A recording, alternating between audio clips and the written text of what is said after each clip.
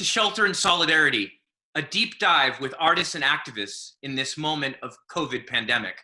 I'm your host, Joe Ramsey, live streaming to you here from my home in Dorchester, Massachusetts, just south of Boston, in what is now the 8th week of sheltering in place. I'd like to welcome all those who are watching us live on Facebook, those who are about to join us live on Zoom, and those who will be watching later on YouTube.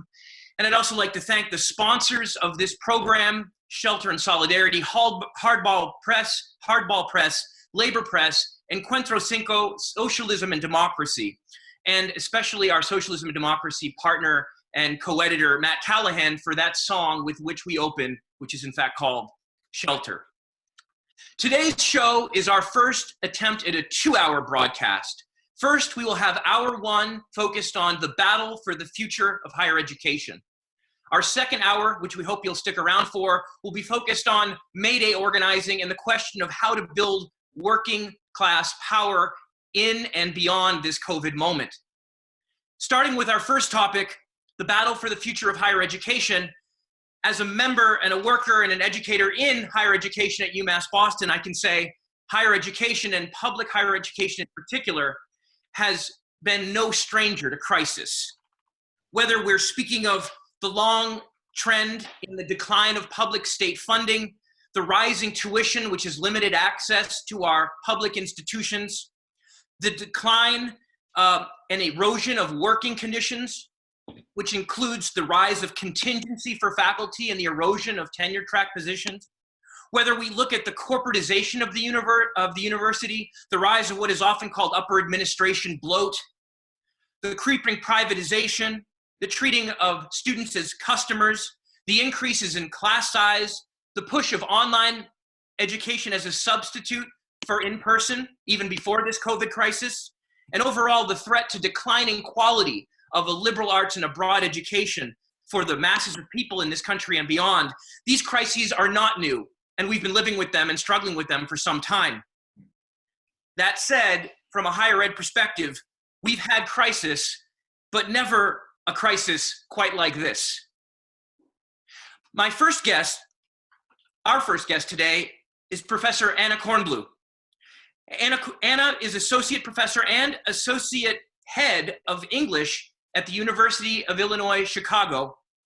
She's author of 3 books, the most recent of which is The Order of Forms, which has been receiving high advanced praise, focused on realism, formalism, and social spaces. But Anna is also the founder of 2 scholarly collectives, including the Chicago Circle for Experimental Critical Theory and the V21 Collective. She's an activist, and Anna and I have been corresponding for some time about trying to figure out what are the ways we can respond to this crisis in a creative and powerful way. That conversation started when Anna published a great piece in the Chronicle of Higher Education. I really recommend everyone check out after this episode, focused on academia's or academe's so-called shock doctrine moment. Anna, I'd like to bring you into the conversation first. We'll bring in folks one at a time. But Anna, first off, how are you doing? And thank you for joining us today. Thanks so much for having me here. It's a little bit weird to know where I am, but I'm delighted to be in a conversation with people who are really trying to imagine a we in this moment across the country and across campuses. Yeah, I think that's a great point. I hope we can come back to who is the we we're trying to be and to become. Anna, your piece, I thought we could start with the shock doctrine piece that you wrote, right? Taking that kind of somewhat familiar concept now, or popularized concept of Naomi Klein about shock doctrine, and kind of trying to apply it and really kind of sound a warning at the very start of this COVID crisis moment, as universities had shuttered most of their physical campuses. You know, what do you see as the relevance of the shock doctrine concept to this moment? What do you see as the kind of particular dangers that we need to be aware of? Not only microbiological dangers, right, of coronavirus itself, but the kind of administrative and political dangers of this moment. And yeah, I mean, maybe we could start with the dangers and then of course work towards what might be the kind of responses that would be appropriate to the dangers that we're seeing. Because of course, Naomi Klein talks about, right, the shock doctrine can go either way. So what's your reading of the shock doctrine in higher education at this moment, Anna? Yeah, it's a good question. And the either wayness is a key part of the question. Even when you say like, how are you doing? You know, I feel like, I don't know. Are we living in just outer rings of dystopia, or are we like in some portal to something amazing emerging, you know?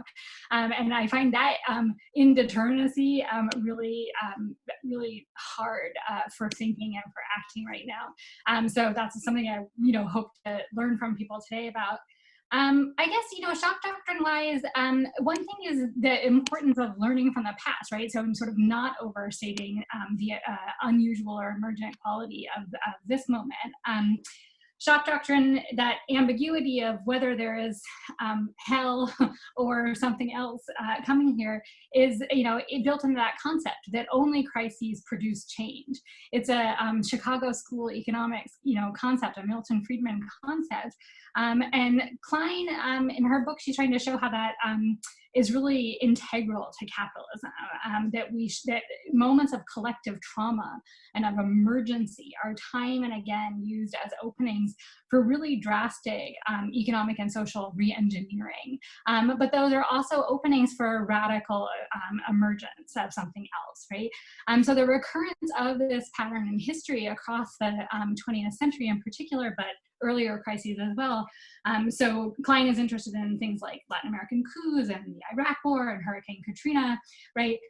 That recurrence prompts her to sort of redescribe capitalism itself as fundamentally disaster-oriented, right? She says we should call it disaster capitalism, that capitalism regards disasters as market opportunities. And so in this pandemic, one way to sort of read the shock doctrine broadly before we think more specifically about higher ed is to say sort of like, what are the large actors in the US that are profiting even as we are teetering on a Great Depression, right? Companies seeing opportunities for profit in this emergency. Instacart is profitable for the first time this quarter, first time ever. That was reported yesterday in the Wall Street Journal. Amazon is expanding its already colossal reach. Zoom is skyrocketing. We are Zooming right now, right, to our peril. All for higher ed, all of our organizations, all of our institutions have, wholesale signed on to these ed tech companies. And in most cases, I bet there was zero faculty input or very little faculty input in negotiating the terms of these deals. And they haven't been disclosed to us, right, in terms of what protections our institutions sought from ed tech companies or Zoom tech companies. So in the already crisis conditions in higher ed, as Joe was like elaborating, right? We were already in a man-made crisis before the pandemic. So then we're kind of in this place where learning and researching and networking are all being tremendously reorganized. And so this is an emergency, it's a shock. And one of the lessons from Klein is that there's a gap between the emergency and then like our ability to make sense of it, or to tell sort of explanations of it, to tell stories about it. So when I wrote that Chronicle piece, which was already like 7 weeks ago, 8 weeks ago, something like that, I was just kind of trying to get an explanation that could get out ahead of some of the things that I saw, coming down very fast at my institution. And that I was sure were coming down elsewhere, right? Potential issues we might face. Because this crisis can easily go the way of the other crises in history, but it can also, in terms of providing cover, right, for pre-existing agendas. But it can also go another way. And we saw immediately that the pre-existing agendas were being implemented in higher education. In March already, provosts and presidents were announcing changes to tenure track teaching loads. They were announcing program eliminations. They were announcing research budget cuts. And then came, after those immediate actions, from even the most wealthy institutions in the country, right? Formal hiring freezes, in some cases for multiple fiscal years, non-renewal of more contingent contracts, refusal to extend graduate student funding or health benefits for grad students and NTT faculty. And it's the preemptive character of these decisions, their kind of precipitous action in a situation where we had and really still have no idea what's going to happen over the summer or next fall in terms of leadership, in terms of policy, in terms of the broader economy, in terms of student demand, public health, or vaccine innovations, right? And the callous character of these preemptive actions, right? In the case, for instance, of wealthy institutions insisting in print that their wealth is for the future, that it is not for the present, right? These are some of the indications that a shock doctrine is in effect already, right? And so the question, I think, for leaders, administrators, faculty, students, activists, for academic labor is how we want to explain these dynamics and tell this story and get ahead and convoke a unified response. If a crisis is a portal to change, right? It's not, it's always that ambivalent phenomena for Klein, for Friedman, it should be for us. But how can we make some demands cohesively, collectively, and right now, that the change be for the common good? So I think that's kind of what I would like to, hear from other people about, is imagining across public-private, across different categories of labor, maybe even beyond our sort of industry, right? What are some ways that we, as people who should be skilled at anticipating shock doctrine and at creatively responding to it, and at providing or closing that gap between the emergency and the sort of ability to understand it? What do you want to see us do? Yeah, Anna, thank you so much for that. I'm going to bring in our next two guests in a moment, and we actually have a fourth guest who's a respondent, Christopher Newfield, will be joining us after.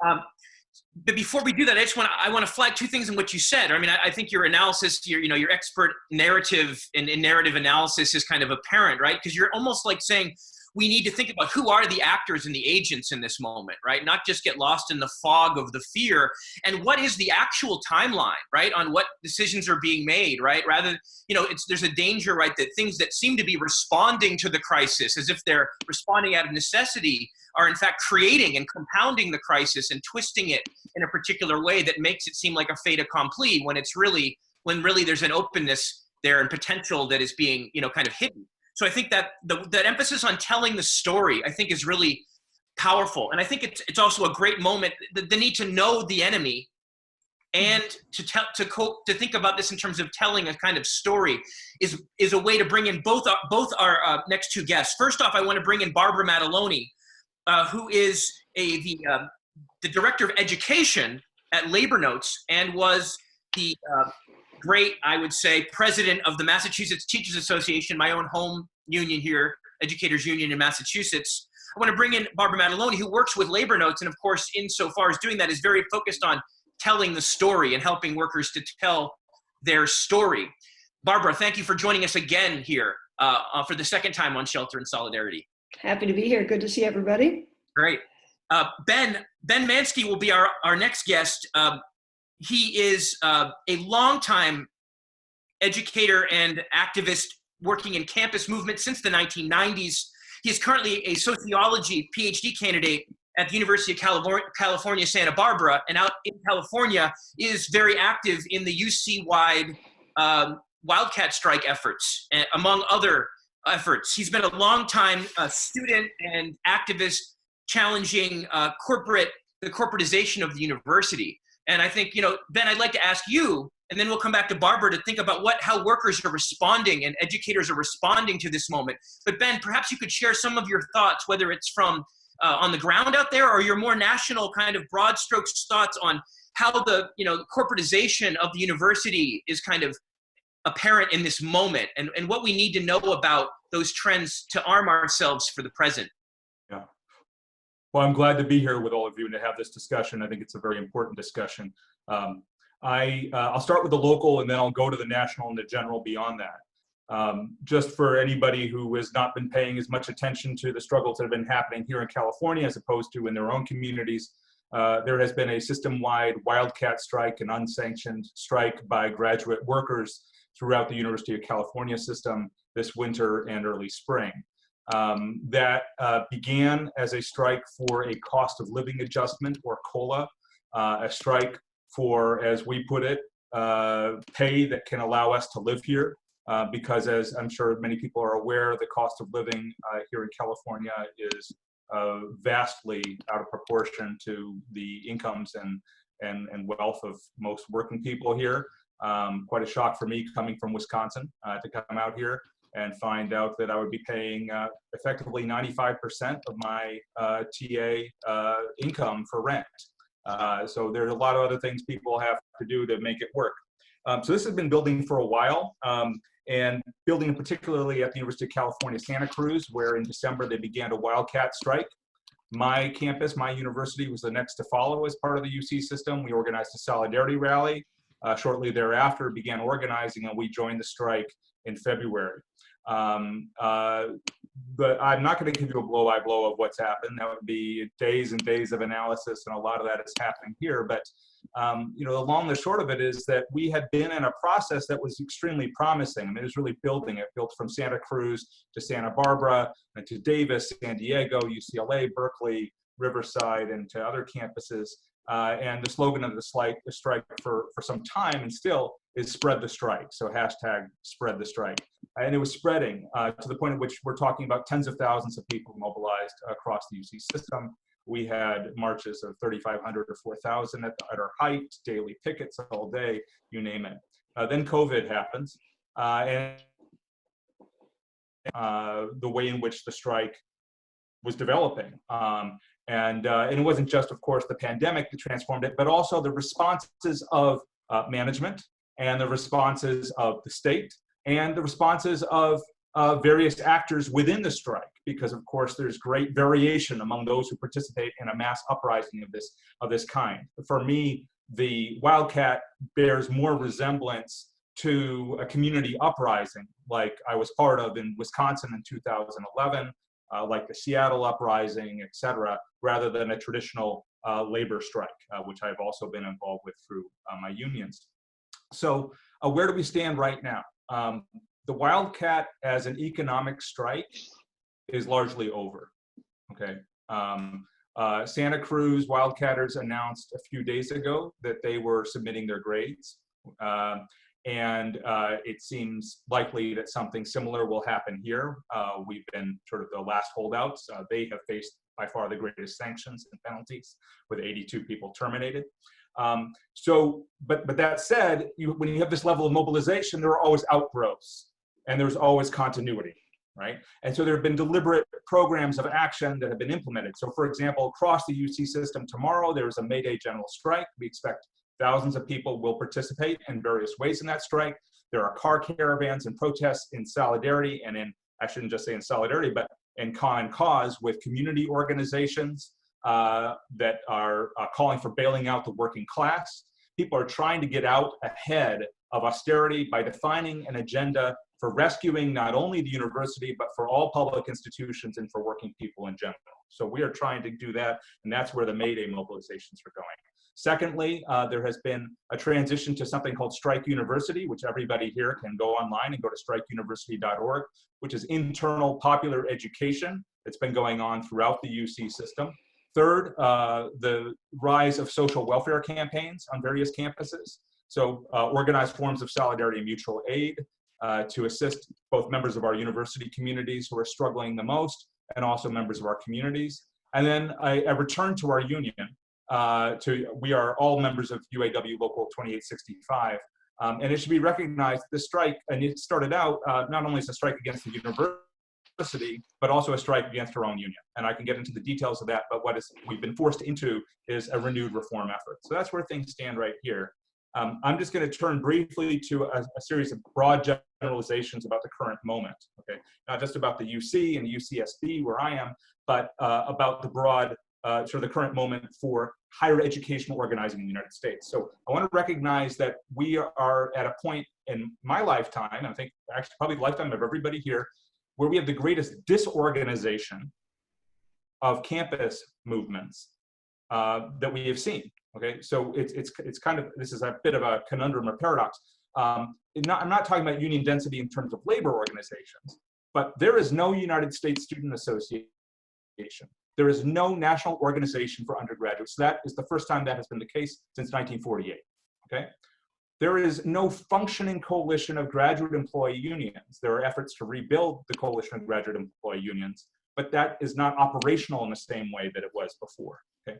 There is no single think tank or strategy center for campus organizing, no center for campus organizing like there was based in Boston in the 90s. I was briefly on the board of that, worked with them for many years. No democratizing education network of the type that I and others coordinated in the 2000s. No 10 state university effort, nothing like that. Until now, I have not been aware of any roundtables of higher education organizers. So we are just building, rebuilding things that had existed in the past. So one thing that we see in higher ed, and I also think this is replicated across societies, we have much lower levels of organization in terms of traditional organizations than we had in the past. Secondly, we actually have a mass base and political consciousness that is also at a higher level than at any point since the 1970s, right? So there are many more people prepared to act, who have a sense of what the problem is that is shared, who are prepared to organize collectively in new ways. And that comes out of the mass uprisings of the past 25 years and the movement building process of the past 25 years. Okay? So it's a little bit of a, let's just call it a dialectic maybe between those two things, right? And then finally, we have the same larger structural context that we have been living with since, that's been built up out of the late 1970s into the 80s, into the 90s. I give talks on the corporatization of education. I could talk about the Bayh-Dole Act, the corporatization of research, and how that's driven tuition hikes and other things. I'm not going to do that here, but just say that we're living under the same regime that had been constructed over this time, except that it's much accelerated, as others have said, as you said, Joe, and as Anna said. So we know that. So what does that mean for what we must do? Okay, first of all, we can have certain expectations about what will happen, right? We know what management will do. We know what capital will do. We know what their agenda is, okay? Secondly, we have a lot to work with in terms of our people and our communities. So there's a lot of unorganized labor, ingenuity, capacity, and willingness to take risks that we can work with. And third, we need to recognize that we are seriously under-organized and under-resourced. And that is a major problem. And in every major struggle I've been a part of, where we were not able to deal with the resource and organization problems, demobilization from above was successful in the end. You can have radicals get out there, organizers get out there, identify the problems, mobilize incredible historic uprisings. Wisconsin is a classic case of this. But if you don't have the resources to allow people to build horizontal forms of organization at the base and to resist demobilization, then you will lose, right? So we have to deal with that problem. I'll stop there. Thank you, Ben. And on that note of building resources, I mean, I can think of, and as well as building new networks of higher educator organizers. I think that those are both notes to bring in, finally, Barbara Madeloni to the conversation. Barbara, thank you for being with us again. Barbara, I understand you've been involved in some organizing, much organizing through labor notes that has involved education workers and higher education workers in particular, among other types of workers. Could you speak to that organizing that you've been involved with personally, that Labor Notes is involved in, as well as to other organizing nodes and movements that you see happening? I'd also welcome your comments. A lot has been said already. I would welcome your own thoughts on what has been laid out by Anna and Ben as we create a dialogue here, and we'll bring Chris in a moment. But Barbara, please let us know. I know you're privy to a lot of great work being done, and I would love to hear not only the report, but the reflections on it. Yeah, thanks again. There's a lot of good organizing happening across the country in a variety of sectors.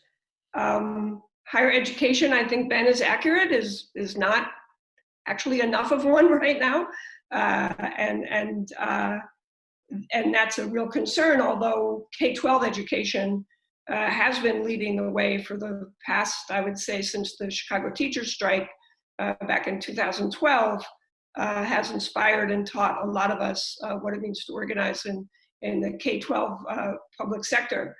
And to that, just as a little history, coming off of the Chicago teachers strike, which really was made possible because of the Caucus of Rank and File Educators, which was the progressive caucus that took over the union in 2010, the core really taught the rest of us in K-12 education about how to organize. And that what came from that were a number of progressive caucuses growing in K-12 unions. The one that you and I come out of, and Colleen on the call, Educators for a Democratic Union here in Massachusetts, and the MTA, which I was able to be elected out of that caucus. But caucuses across the country, Union Power in UTLA, the Working Educators Caucus in Philadelphia, the Movement of Rank and File Educators in New York, and lots of more what I refer to as fledgling caucuses. We've been meeting for the past 8 years on a monthly basis through phone calls and on a yearly basis in conferences, a group which we call the United Caucus of Rank and File Educators. And that group, we meet and teach each other how to organize for power within our unions to make our unions more democratic, more rank and file led, and more militant. And I would say that while there are lots of pieces that led to the West Virginia teachers strike and the Red State revolt that came after that, that the capacity of U-Corps to support the work as it was happening and beyond has been critical. It was critical to my work at in Massachusetts Teachers Association. U-Corps taught me, supported the Educators for a Democratic Union. So when I came to Labor Notes, and I was working with K-12, but I also come out of higher ed. I was at UMass Amherst before I was elected. First I lost my job and then I was elected. That's a whole other fun story.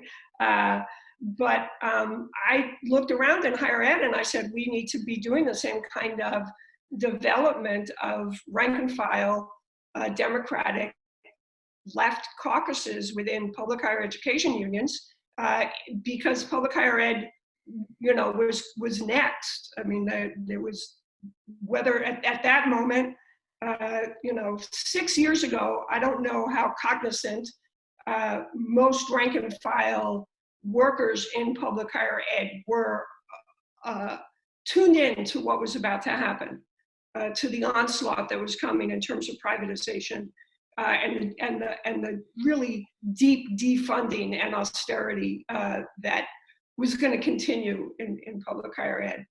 And so I, just through contacts that I had, said, let's start to build a network of workers who in public higher ed who can begin to organize. And at that point, then time is so lost since the pandemic started, but I think it was about 10 months ago that we just started meeting on a monthly basis and gathering folks together with the idea that let's talk about how we can transform our unions and really grow more powerful unions.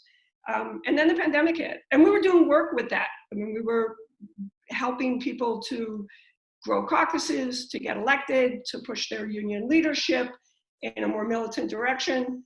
And then the pandemic hit, and we recognized, as we all on this phone, that in this moment of disaster capitalism and crisis, that we needed to really sort of double down on our organizing. And we've extended, the network has grown dramatically since then.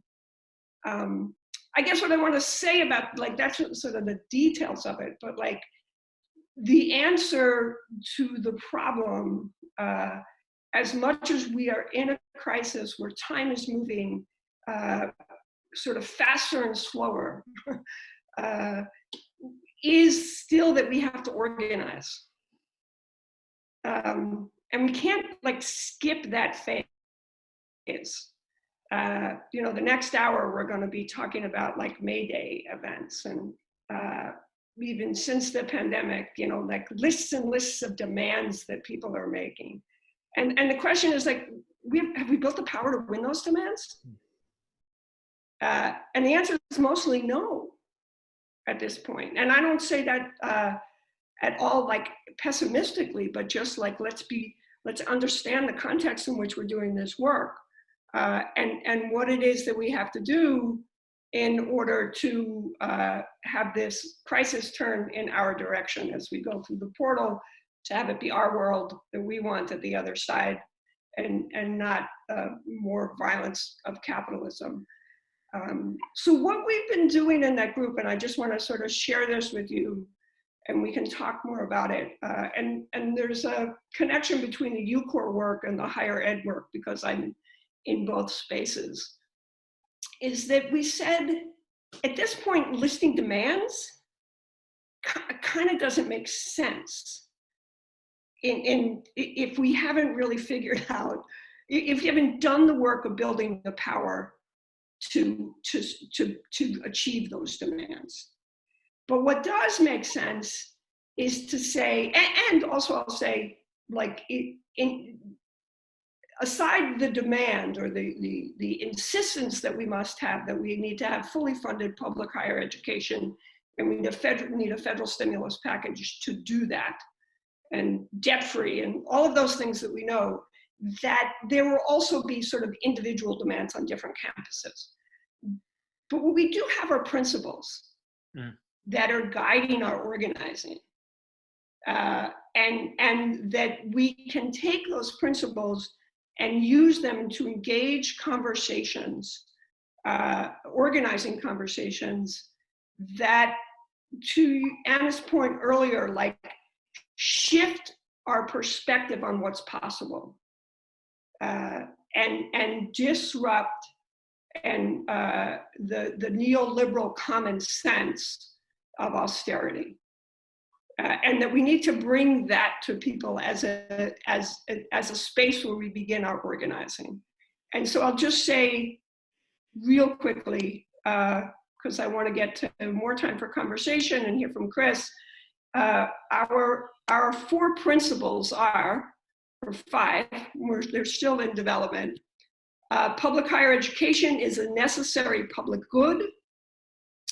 Public higher education is a fundamental right, and to that needs to be debt-free, both student debt and college debt to Wall Street.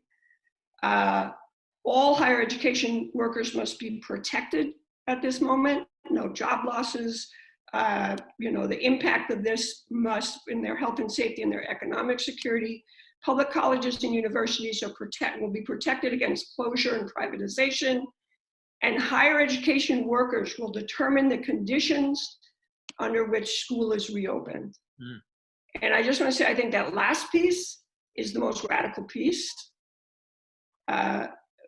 We have it in the UCOR principles as well, because what it says is that the workers will decide what the work is. So when we say reopen, we're not just saying reopen safety, PPEs, distancing.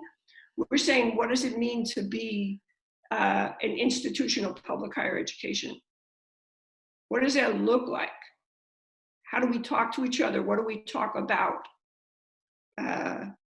So we're working on using that, developing that more fully, and then encouraging people to bring it out into their locals to have organizing conversations around which to build power. I'll stop there. That's great. I mean, I think that's really powerful on so many levels, Barbara. One point that stands out to me, well, first off, I mean, we talked about this last week with our conversation about nurses organizing, right? There's all this discussion at the national level. Does the president have the right to tell us when to go back to work, or do the governors, right? I mean, what if workers and educators stepped into that space and said, oh, by the way, actually, we have the power to say, right? That rift in some ways opens that space. But the question I want to put back to you, and Ben, and perhaps Anna as well, you've all, I think, alluded to, and then we'll bring in Chris to respond to maybe your responses here, is this idea that the educators themselves need to be educated, right? The higher educators that often think we're the ones who know, actually have a lot to learn from K-12, right? I mean, and particularly the progressive caucuses that have led a kind of resurgence of militancy and activism and organizing at K-12, CORE and CTU and others. So, I mean, what do you think? And I mean, what do you think are the core lessons that are to be drawn right now from, that higher educators and higher ed unions maybe haven't, learned, at least en masse, in the way that we need to?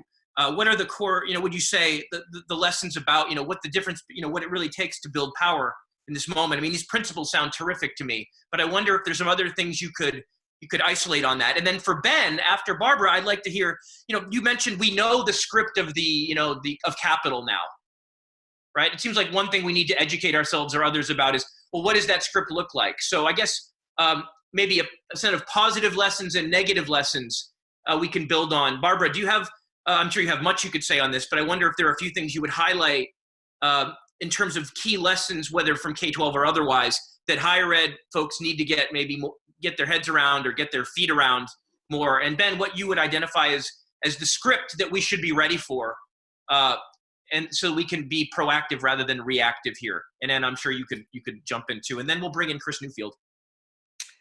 So the first, for the negative lessons, I don't know if it's negative, but they don't share our interests. The people in power do not have the same goals that we have for the kind of world that we want, and for the relationship of public higher education to building that world. And that's a hard one, because one of the problem, depending on where you are in public higher ed, classified staff, professional staff, or faculty, you may have class interests, very well have class interests, in aligning with the people who are screwing us over. Mm.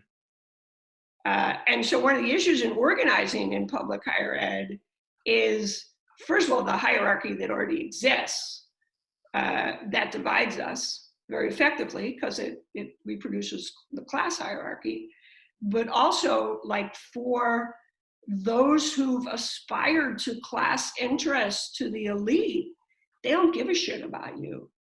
It's becoming really clear, as in a separate group of those aspiring to elite. The New York Times had an article about the long lines for food pantries in Egg Harbor, New Jersey, which is like one of the wealthier areas of New Jersey. But all these people lost their jobs, and the capital doesn't give a shit about you, right? They don't need us anymore. So that's the hard lesson for people to learn. I've been working with Amazon tech workers, same kind of issue. Like they went into being tech workers for Amazon thinking that they were going to be able to move, that their class alliances were to the elite. And then Jeff Bezos says, fuck you, I'm going to fire you because you care about climate change. But to that, I think one of the hardest lessons to learn, there's two more real quick ones. One is in that fifth principle about we will determine what happens. I think we've been, for a long time, confused about where power lies, and encouraged to see power as something outside of ourselves, even when it appears to be in our interest. Whether it's an elected official or an elected union person, that power resides up. And our job is to sort of persuade those who actually have power to do something. The shift that we need to see, that organizing encourages us to learn to experience, is that we actually have the power to do things differently. Not simply the power to vote for others or the power to persuade, but the power to build a different world. And in order to do that, my last point is that you really, and the West Virginia teachers really taught us that, and UTLA and Chicago. But UTLA and Chicago in particular, if we go back to them, you need a vision for the world that you want. And you need to be really clear about that vision. And bold about the vision. Because the right wing's been bold about their bullshit vision. We need to be bold about our vision. And I think people come to it. Anyway, stop there. Amen. I mean, that's part of what's inspired me about your leadership in Massachusetts for so long, Barbara. Ben, briefly and kind of bullet point wise, could you, flesh out, Barbara laid out the principle I think is so important, about capital not giving a shit about people, and not even feeling like it needs many people in the way that maybe it used to on some level, without getting nostalgic. What do you think are some of the script points from Capital's notebook in this moment, or from the kind of managerial notebook that we need to be armed with for that, for this moment? In some ways, this is about what's the story they want to tell or they want to enact, and what's, what's your ideas about how to counter that briefly? And then I promise, Chris Newfield, you're out there somewhere. We will bring you in. You're not on my screen right now, but we'll bring you in right after that. And Anna, we'll give you a word too. And then Chris. So forgive me, I'm going to do what politicians do. I'm going to respond briefly and turn it since we have limited time. Good. I do think that people here and people who are tuned in have a sense of that script because we're already living it, right? Precarity is the script, okay? And so mass indebtedness is part of the script. Moving to adjunct labor is a script. That's part of the script. Corporatization research is part of the script. And austerity as a narrative is the script. Of course, capital's not unitary, so there are other agendas for higher ed. But I think in terms of public higher ed in particular, I think they still need us. We are actually central institutions of the new economy, right? So we're going to be in a struggle with them, right? And I just want to sort of use just a minute to talk about where we need to go a little bit more, okay? I think that we need to recognize that even though we're coming into a crisis moment, a point of rupture, and also a point of opportunity where there's great uncertainty, to some extent, the movement building that we have been doing constrains them to a certain, that we have, as was said, we have power. And there's also a lot of knowledge and power that we may not be aware of that we need to take an inventory of. We need to analyze the movement building process of the last 25 years so that we can collectively have a sense of what that power might be, right? And then in terms of where to go with it, I'll just say in terms of lessons that I and others have taken, number one, we need to move towards a form of organizing that I call education unionism. Others do too, I think. But what that means for me is wall-to-wall, K through 12 and higher ed, all in the same organizations, okay?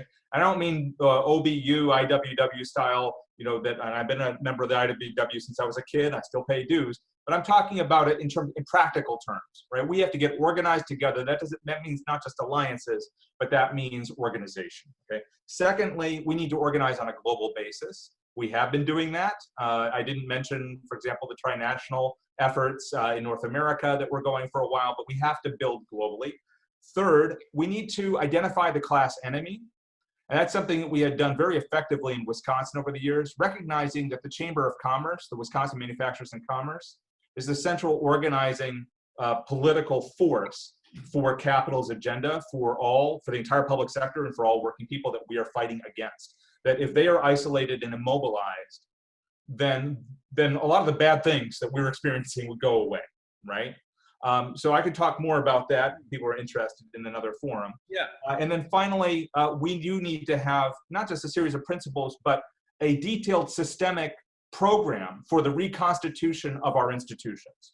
We need to get into details, and we need to be prepared to take ownership of the institutions and transform them. Absolutely. Thank you for that, Ben. Anna, I want to welcome you in to this before we bring in Chris, because I know we've actually had quite a bit of back and forth on one possible demand, or you might say strategic hill in this terrain, particularly around the issue of class size, right? I think Barbara's point about it being premature to roll out demands in some context because we haven't done that base building is a very good one. But we have talked, and I know that you are been doing some deep thinking about how class size in higher ed and perhaps in K-12 as well could be a particularly strategic kind of place to wage a fight, assuming we're going to sign off on reopening, whether it's in person or online. Could you say a little more about that? I know that you're prepared to. How does class size factor into your kind of strategic, or what strategic nodes would you point to, and where would class size, the battle over the control over class size, factor into your to your thinking? Yeah, I think there's this sort of issue of power and building power and recognizing where power is and organizing, and then there's how do you want to leverage that power, right? And so class size is one, option. It's one opening. It's one tactic. What I have been working on, what I think other people are working on in different places, is recognizing the pedagogical necessity of smaller class sizes, what might be the public health necessity of smaller class sizes, the making recompense for the kind of emergency remote instruction that went on, whether we're talking about high school students who are moving on to college in the fall, or existing college students who are going to try to continue. So sort of compensating for the disaster learning.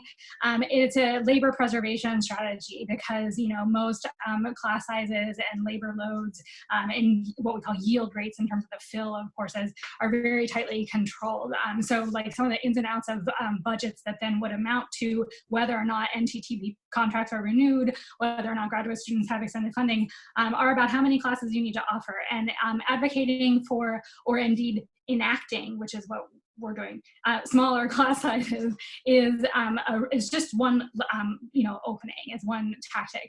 But I do just want to say something that maybe would be like a little bit heretical in this context, but I think it's really important that one of the things, although we can't overstate the novelty of this emergency, that one of the things that might not be totally apparent is how different our opportunities for building power or for organizing or for making coalitions are.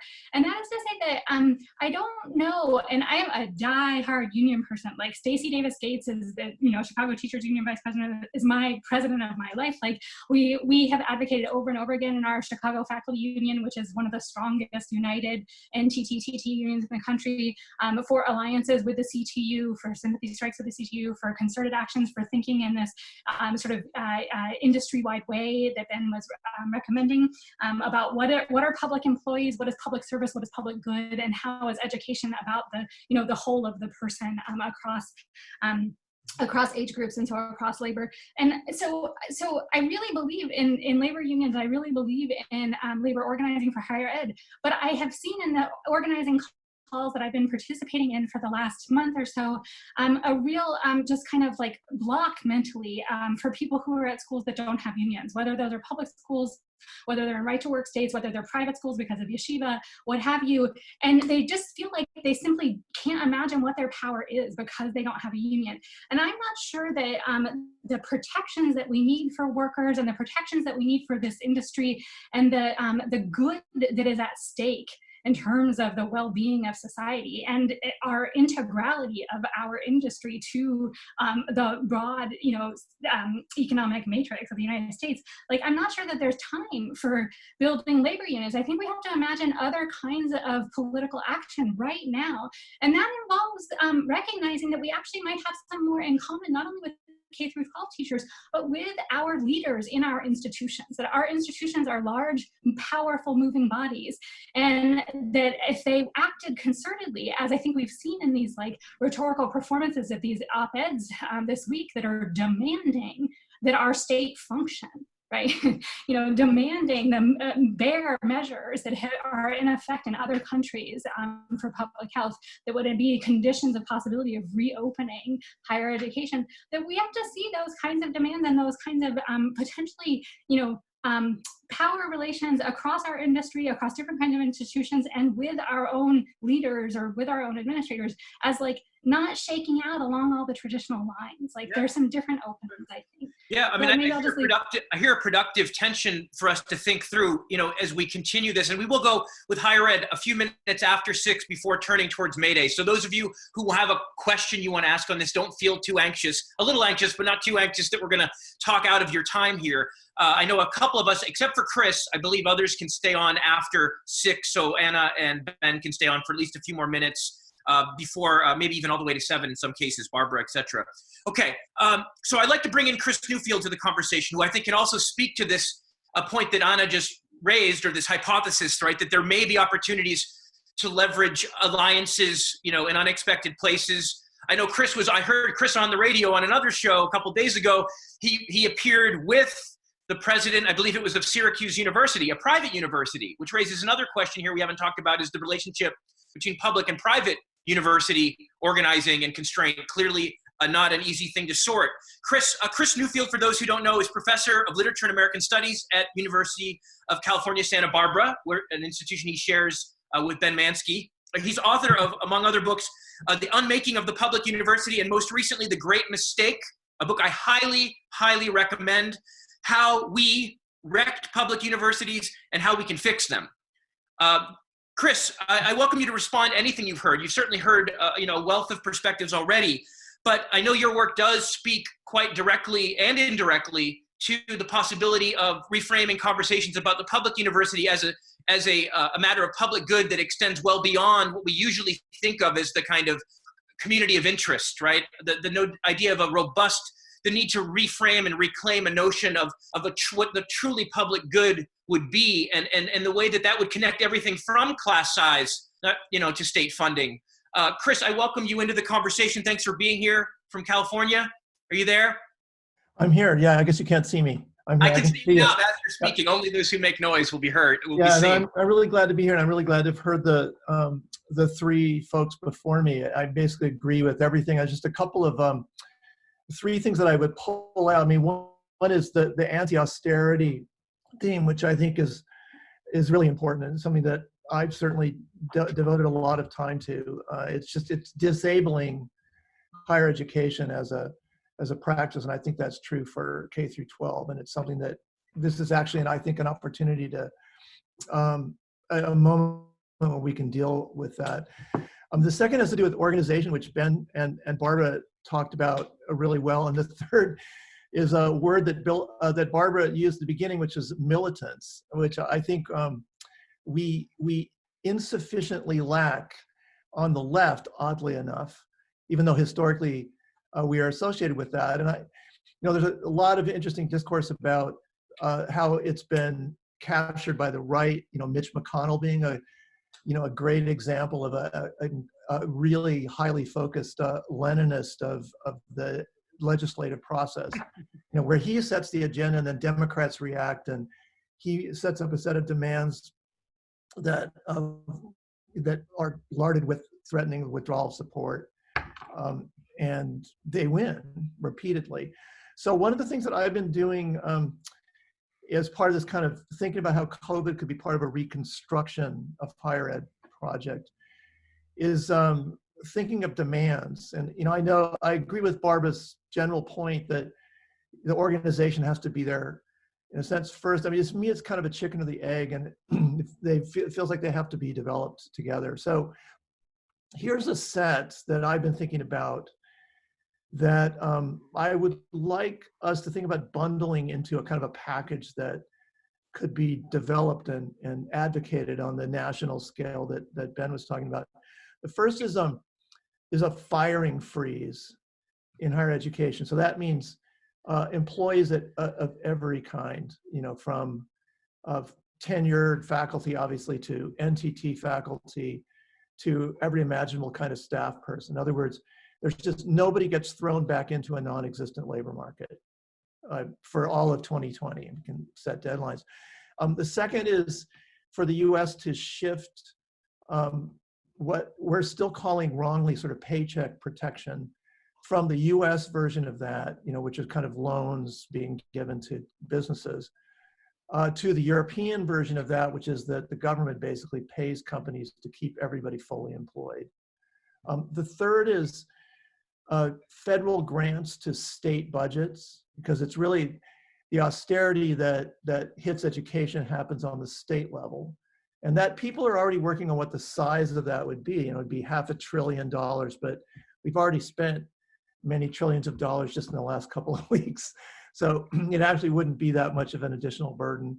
A fourth would be government work projects. The executive director of the MLA, the Modern Languages Association, Paula Krebs, wrote a nice piece for the CNN website about bringing back works progress administration programs that cover a whole series of activities, crafts, trades, artistic practices, intellectual practices, including writers and music.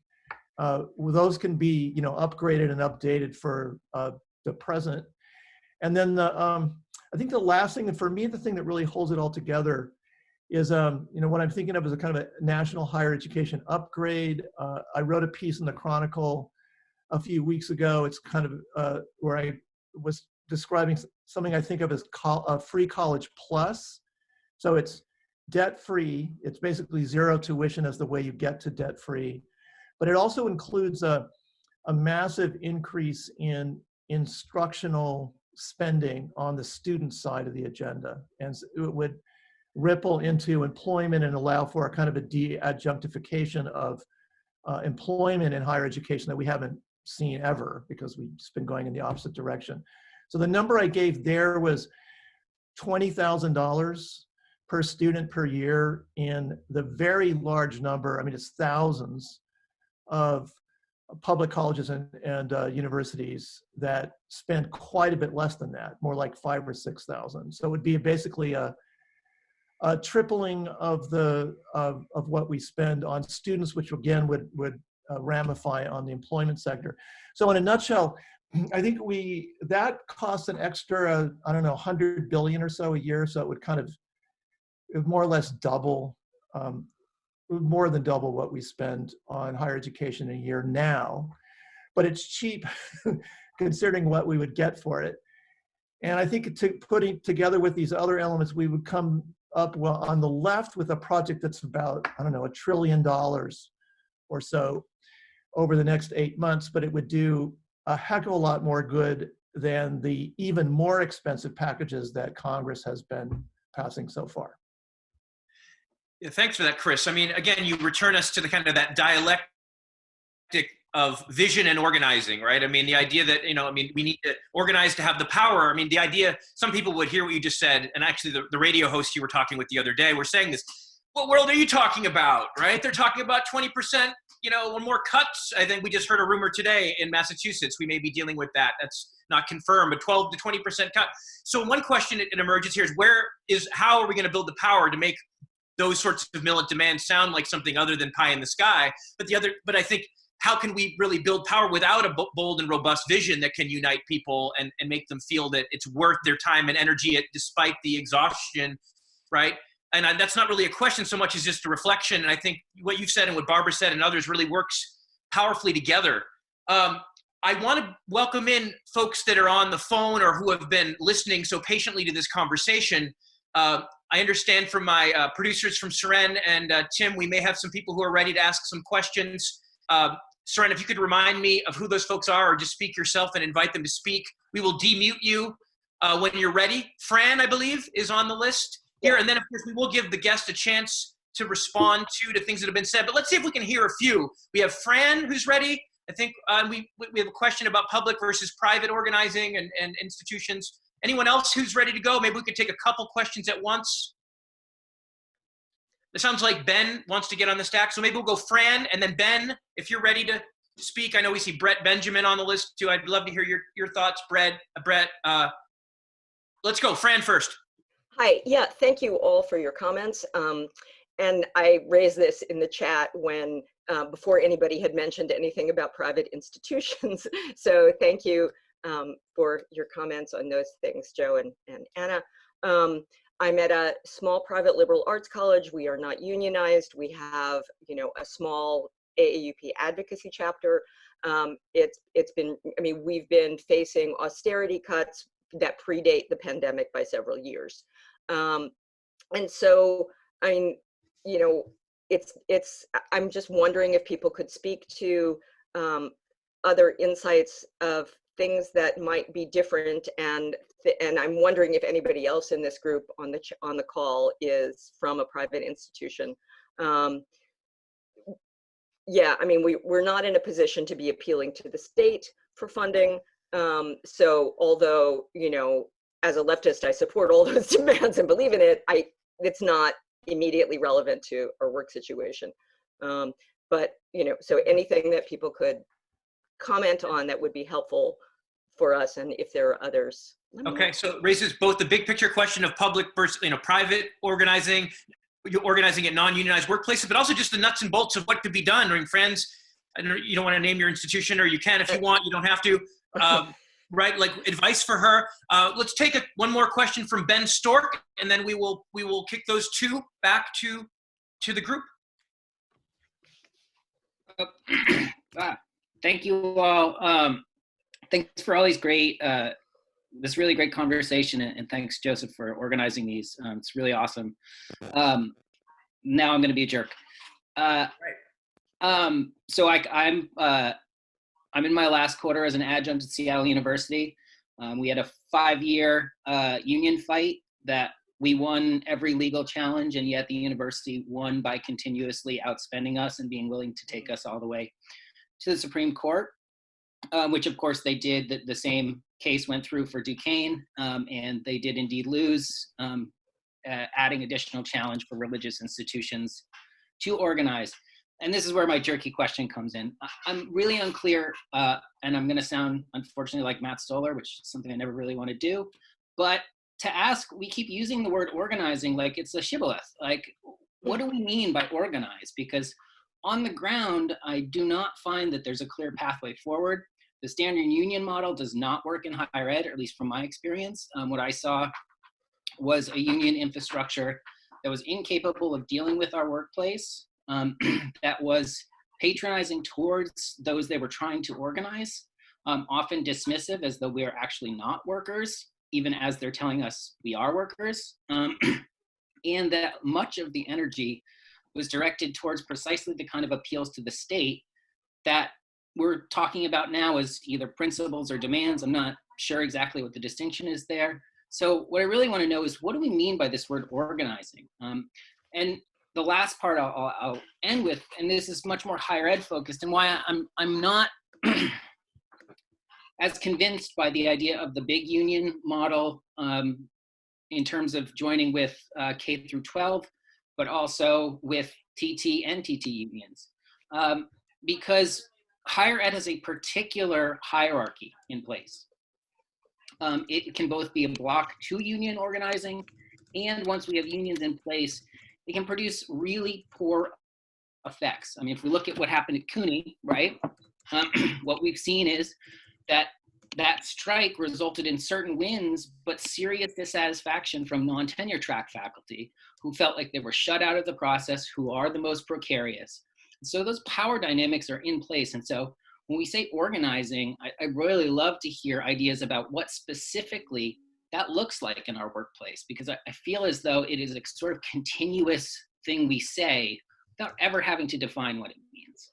So I'll end my jerky question, but I think y'all are the people to ask about this. No, I think clarity on terms, and I think that's a very productive, and those two questions I think are productive together, right? They're both asking, how do we organize? What does it mean to organize? And then how to organize in a particular context where there isn't a union, and in organizing might even be more open as what that could mean. Who wants to take it first? From our group, Chris has a finger up. Barbara, you're not on my screen right now. I'm sure you could talk to this. My finger was up, but I'll go ahead, Chris, and I'll come back in. And then we'll take a couple questions. I'm sure everybody, we could go all day. We could do a whole show on this. Okay, go ahead, Chris.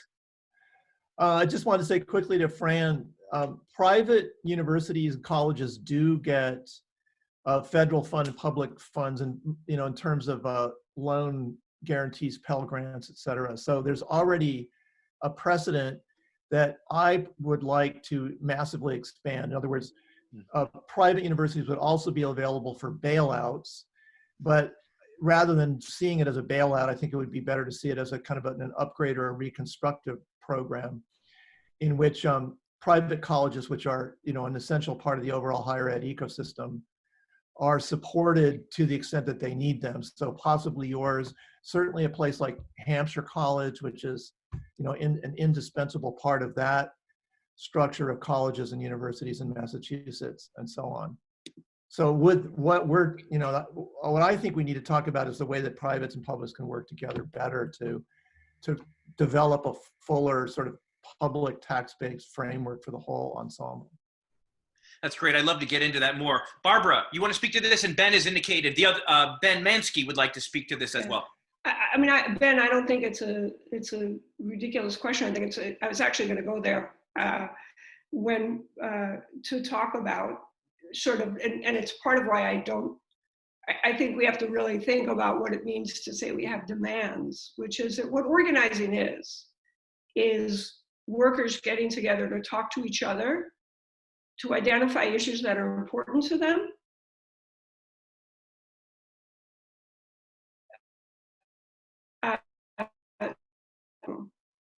And that's organizing at its core, using their collective power, but also their collective wisdom.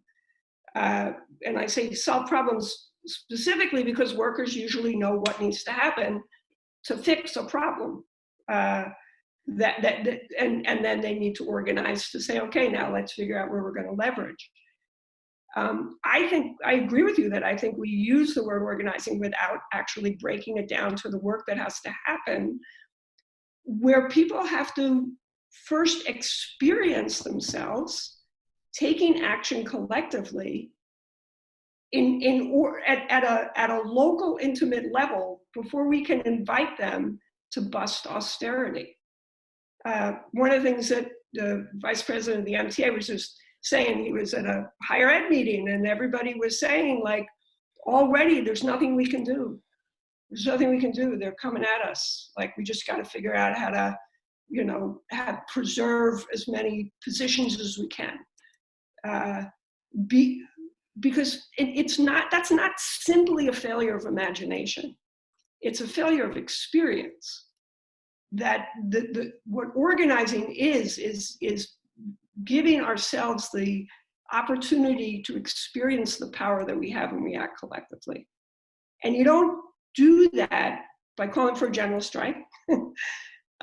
You do that by, some great examples in the university, part of the Pennsylvania State University system, where they, started to build the power of the union. And I want to get to your union question as well, by organizing around the mold in the buildings. And that was a problem that they could solve. And that was a problem that they could organize not only the faculty's union, but the classified staff union to participate in, and the students to do that. And it is through engaging in the struggle that people change their consciousness. They don't, and are then ready to take on other fights. And I think on the left, we skip over those struggles, those initial struggles, and we skip over giving people opportunities to really engage a struggle and win through collective action. Are unions like totally fucked up spaces? Absolutely. And we could, talk about the ways that unions have been compromised for decades now, partly because they understand their power to be making a deal in the back room somewhere with the people who they see having power. Certainly when I was president, I was invited to do that on a regular basis. Come on in the room, Barbara, and we'll figure it out. And it was only because I came out of a caucus and because I come out of consciousness that I could hold to, no, it's actually us working together who are going to solve the problem. And then you politicians, you're going to do what we've organized to do. So that's what organizing is. And we have to break it down. And we have to bring people in to solve problems through collective action together. And now we're on Corona time. So now we have to do that really, really fast. But we can't miss any steps. And I just want to say real quickly to Fran, Chris mentioned Hampshire College. First of all, yes, Harvard was getting $8.5 million. So you're not getting it because you don't have a $44 million investment account, or billion, whatever it is. Hampshire College is a great example, because they were going to close Hampshire College. And we organized. To your point, what does organizing look like, Ben? It was students, classified staff, professional staff, faculty in a room together. I was with them saying, okay, what do we want? How are we going to get it? Who has the power to give it to us? And what are the steps we're going to take to win that? That's what organizing is. You don't need a union to do that.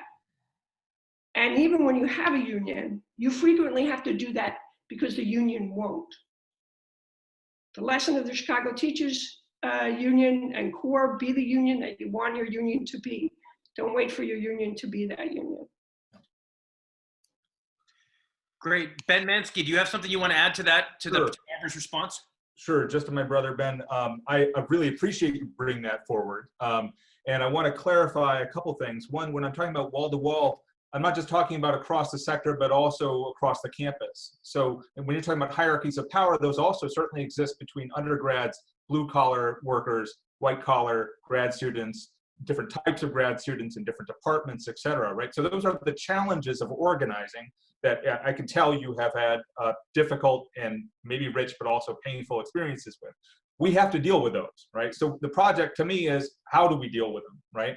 And there are various models we can look to. There are citywide efforts. Chicago, Philadelphia come to mind for me.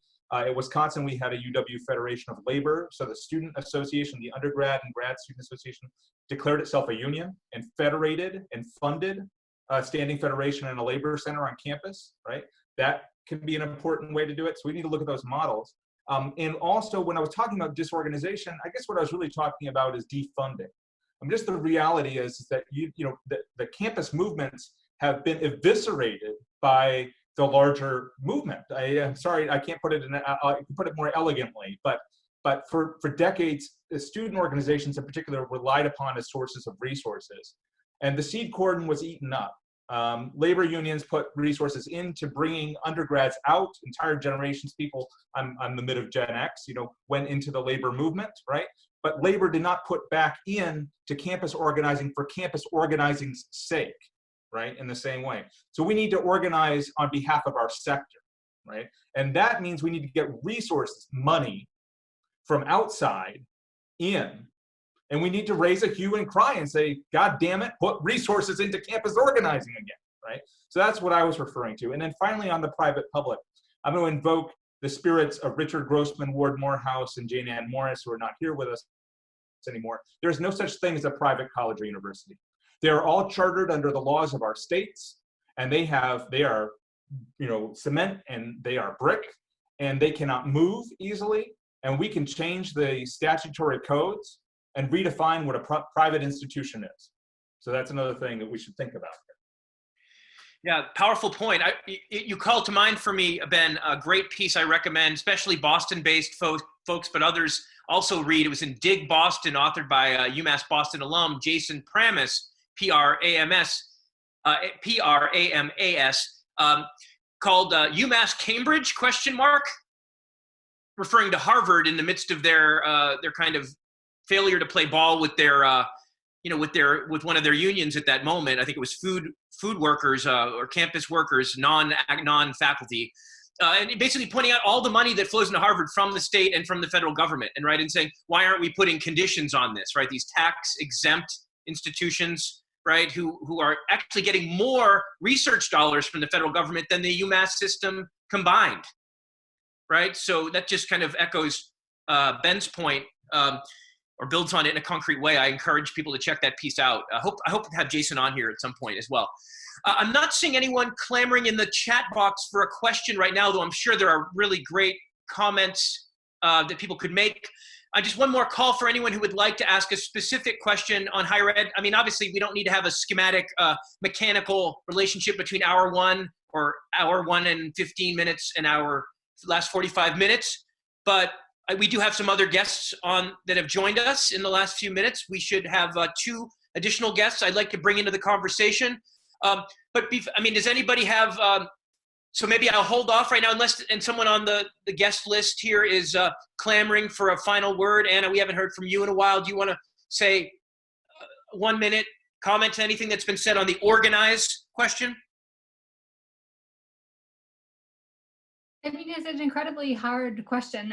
But so Barbara's point about where can people come together and find efficacy, I just think that it might not be that the old answers are the same in pandemic times. So what would it mean for an institution to be effective in lobbying its state, or for a state to be effective in lobbying the federal government to behave, to do the right thing? There are other kind of domains of efficacy or of cross-industry solidarity, of cross-institutional solidarity. I don't know that they look the same as workplace victories in terms of giving people that experience. And I do just want to say that Joe and I talked about this a little bit, maybe people will talk about it later, but the kind of activism around the CARES Act or the labor struggles around the CARES Act, I think that there's a lot of confusion about how that money is allotted and how much of it is discretionary and how little of it is discretionary. So it's not that Harvard gets $8 million of CARES Act funding because they're Harvard. It's because they have that percentage of Pell eligible students. The money was for Pell students, and that means that it's not very available for political determination, because it's for paying the students who have been displaced. It's for covering their causes, for funding their tuition. I just don't know that it's that CARES is the best tactic. I think the advocacy of the kind that Chris is articulating for, much more adequate higher ed specific support is a good tactic. Yeah, I mean, the word organize, as I understand it, comes actually from the notion of an organ, the need to build organs actually to have power and capacity, right? I mean, we're thinking a lot about organs failing all over the place, right, with the coronavirus. I mean, we maybe need to be cyborgs, right? Building, in the cyber age, what are the kinds of organs that we need to actually get these functions done? Some of them are classical and some of them are new. I'd like to, and speaking of educators needing to be organized, I'd like to bring a couple of folks into the conversation who responded to the call for a pre-May Day organizing conversation. We have with us on the phone two folks that have not yet spoken. We have Adam Kaszynski, who is the president of IUE Local 201, representing GE workers in Lynn, Massachusetts. Actually, both our new added speakers here are from Lynn, Massachusetts.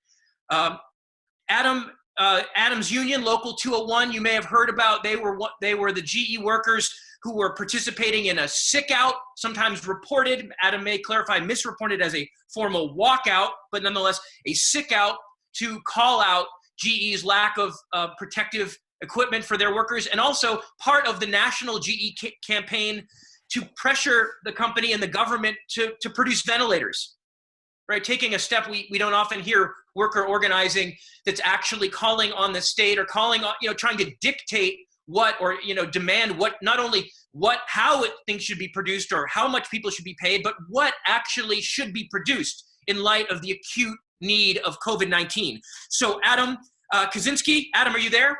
Yeah. Great, Adam, so glad to have you. I'm going to also just quickly introduce Jonathan Feinberg. Also, I believe works sometimes with Adam up in Lynn through the New Lynn Coalition. Jonathan Feinberg is the director of organizing for the New Lynn Coalition, as well as member of the Retail Wholesale Department Store Union in Danvers, Massachusetts. That's the RWDSU, specifically in the Guitar Center of Danvers, Massachusetts, where he works. Jonathan, are you on the phone or are you on the computer? Yeah, hey, I'm here. Nice to see you. Hey, Jonathan, great. So, Jonathan, I believe I was understanding you may have limited time to be with us today. So why don't we go to you? Down to 6:30, unfortunately. 6:30, all right. So we'll definitely go to you first, Adam. Sorry to be late. Academic disease. Can you please give us a little update on what the kind of work y'all have been doing at IUE Local 201 and across the country? If you could lay out how things look to you in terms from the standpoint of what does organizing mean to you right now in terms of the challenges workers are facing and the opportunities of this moment, and both locally in Lynn and nationally or internationally and beyond. Just thank you for being here. Yeah, thanks for having me. It was really interesting to hear about the issues in higher ed for me too. I appreciate that. I wish I could get on a little sooner. So we've been fighting with the company since early March over what we call our 5S pandemic platform. That supplies sanitation, 6 feet of social distance, increased sick time, and serving the public, which includes the demand to make life-saving ventilators in the IUE-GE supply chain. We have shops, they announced 10% cuts in March, then 50% cuts in aviation, including layoffs. There's no impact anticipated for Lynn, where I work, which is about 1,260 members. But they are across the IUE-GE supply chain. So we're saying there's capacity in our plant. There's more than enough capacity in these other plants that you're closing, that you're laying off. They actually just announced another closing in Dallas. So you'll see some action soon around that. So we're saying in a time like this, the COVID-19, you have advanced manufacturing workers. We already have a dwindled supply. We already manufacture so many things because of the race to the bottom in other places with more exploitable labor. It's why we have PPE shortages, because like my understanding is half of it was shipped to Wuhan, China, because of their poor labor standards. And that's why we don't have a domestic market for it. So we're saying during this time, do not lose skilled manufacturing workers. Put these union workers to work building these ventilators that society desperately needs right now. And it's also about the future of our work in the manufacturing sector. We feel obviously it's a crucial sector that's been destroyed, but we're still here and we're not going to go down without a fight. So we've been kind of merging the ever-present, everyday health and safety issues with this larger campaign to fight over the future of our work. So organizing to me, has been in the most recent period very much about survival and not very pure at all. But we've been doing our best as far as defending our people on the floor. I mean, we've made some progress since we kicked off our 5S campaign. We got the temperature checks established. We're getting reports on the order levels of the PPE and so forth, but it's a large factory. Things break down. We still lack consistent access to PPE on a regular basis. And we're putting out fires left and right, just trying to keep people safe, keep each other safe. But we're pairing that with the big picture about the future of our union, and honestly, a fight that we've been in since before I was born. So that's what we've been up to in Lynn. And now nationally, the IUE-CWA is leading this campaign around ventilator work. All the GE shops are now participating, and it's growing and it's getting bigger. And now we're demanding, well, not demanding, I appreciate what Barbara said about demands and what we consider demands, but we are putting to President Trump that he should invoke the DPA, the Defense Production Act, in order to put American workers to work manufacturing PPE and ventilators. So you'll see some coordinated actions around that among GE workers in the coming days. And if people are interested in support, I'll try to throw in the chat, but we have a couple petitions out. One around asking Trump to to invoke the DPA and have GE build ventilators in these shops that have all this excess capacity. And we have another one showing support for workers in Lynn around our 5S campaign and our safety and sanitation conditions in the plant. So appreciate having me on. Yeah, thank you for being here, Adam. And I would love to give you one more question before you may have to go. I know you're very busy with the work of being a president of this local. How could you say a little more about the Action Act, the action that kind of put y'all on the national, international, media spotlight, right? I know you had some thoughts about that, both about how that was represented that may not have been completely accurate in some, as you said, some romanticizing in the media in some places.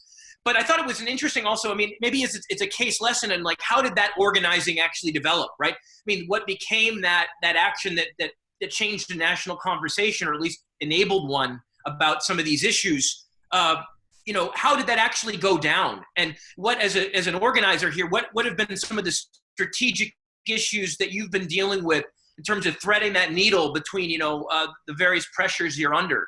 Could you speak a little more about that the local dynamics of how that unfolded and maybe lessons that can be drawn from it? Yeah. So the first lesson isn't one that I needed to learn again. I was a steward up until a year and a half ago, which is that this came from the floor. We were getting nowhere bargaining around our safety conditions with upper management. They said everything's fine. CDC recommendations are just that, they're recommendations, and we'll do the baseline that we need to do to keep pumping out the work.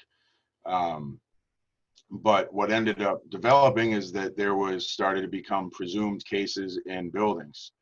And we had been pressuring them for a command center and a response to this kind of thing that had not yet developed.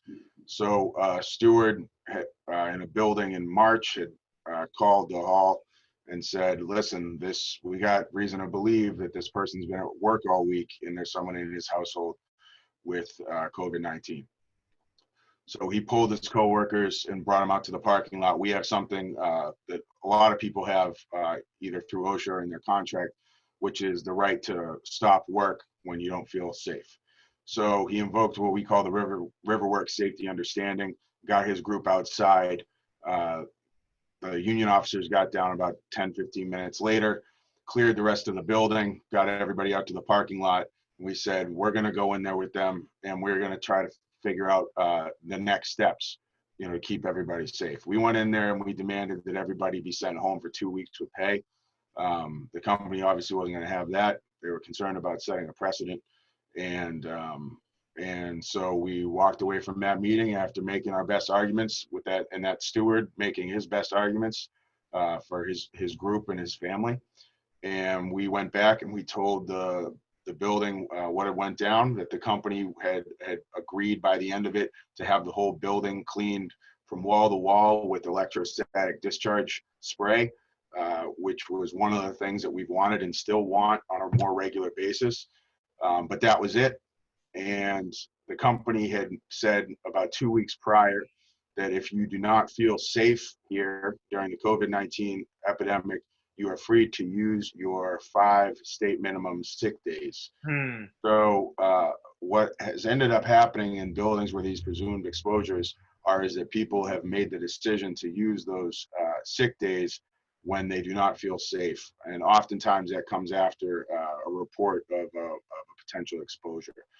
So one of the things that we felt could guide that was some OSHA language that I cannot remember off the top of my head right now, but around the right to refuse work that's unsafe.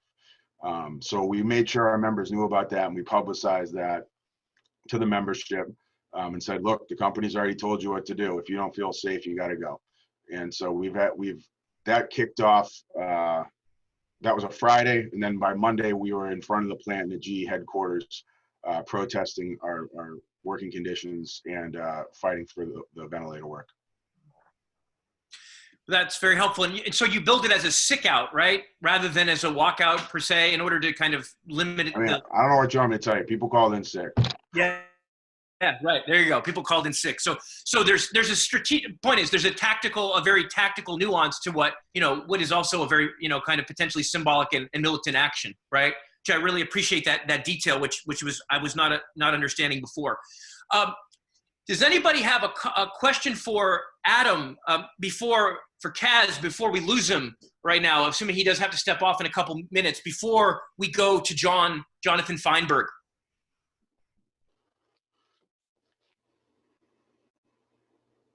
Okay, Kaz, what we'll do, we'll put all the calls you've mentioned, the links to the petition. I think Seren has already put them in the chat box. We will also put them on the Shelter and Solidarity Facebook page and website, and include them in our next email to our growing list of subscribers to the show.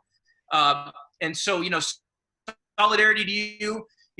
Thanks for your inspiration of your struggle, righteous May Day, and I hope you all can keep safe, and just thank you for, for standing up for working people more broadly. Thanks, Joe. Good to see all y'all. Okay, see you later. Take care. Taking Adam's place, also another Lynn-based organizer, or picking up where Adam left off, and also working as the director of the New Lynn Coalition, we have Jonathan Feinberg. Jonathan, are you there? Hey, Joe, how's it going? Great, Jonathan. So good to see you as well as hear you. I see a little prolet something on your shirt there. It's inspiring. You actually bring us acutely and with a great backdrop to May Day per se. I understand that the New Lynn Coalition, which has been organizing for a long time, not just recently in COVID, has some real specific, some concrete plans for May Day organizing and beyond. And I wondered if you could maybe clue us in on that. Maybe tell us a little bit about you, the work you do with the New Lynn Coalition, what motivates that work, and then if you'd like to talk a little bit more specifically about what y'all have planned for tomorrow, what that means, and how that fits into your overall kind of vision and strategy for defending workers and communities in this moment.